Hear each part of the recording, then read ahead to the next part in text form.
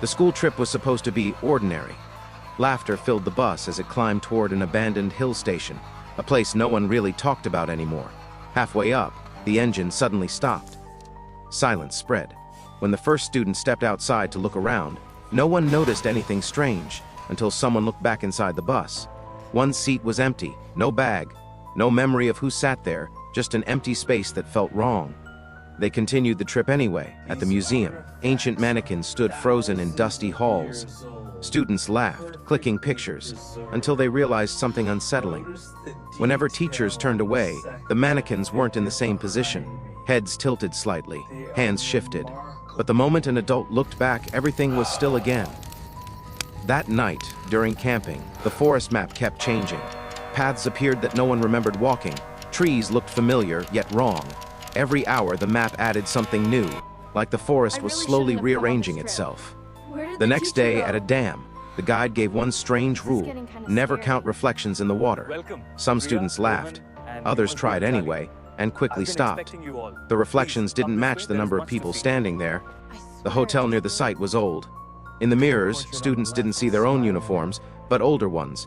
Different styles, different years, as if the mirrors remembered other trips. During trekking, roll numbers were called out for attendance. One number echoed through the hills. No one answered. The teacher paused, confused. That name wasn't on the list anymore, yet everyone felt they had known it once. Later, the bus passed through a tunnel. Only 10 seconds of darkness. When they came out, the world felt heavier. Faces looked tired, voices deeper.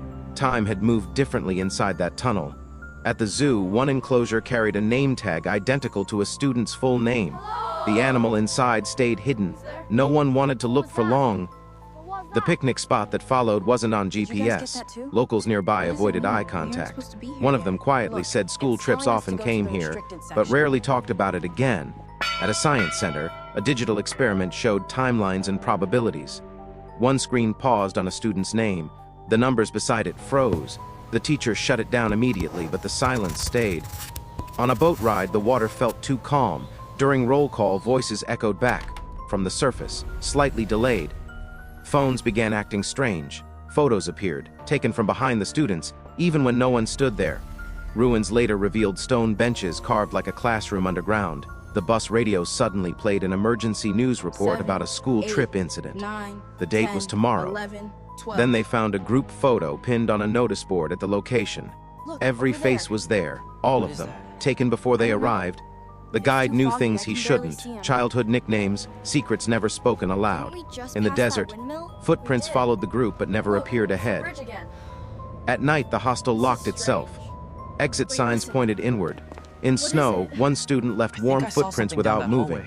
The trip leader whispered one warning: if you hear your name at night, don't respond. A bus conductor asked for tickets from students no one remembered boarding.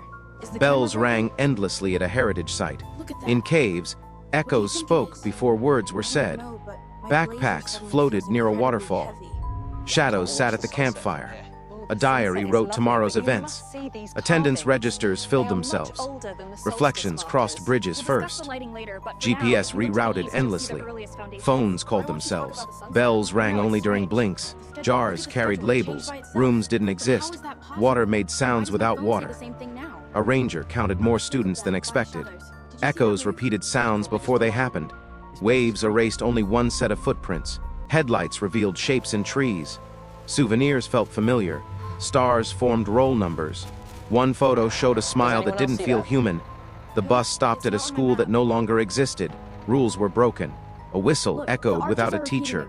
Drawings appeared. Sounds came from below water. Messages said day 3 even after the trip ended. Head count stayed the same. The bus returned, but the school was empty. One student realized their name had never been on the list. Everyone slowly forgot the trip, except one. At night, roll calls still played. The driver's face was never seen. Maps stained strangely. The bell rang deep in the forest. A warning echoed: if you see yourself sleeping, don't wake up. The final photo had one extra shadow parents didn't recognize, their children.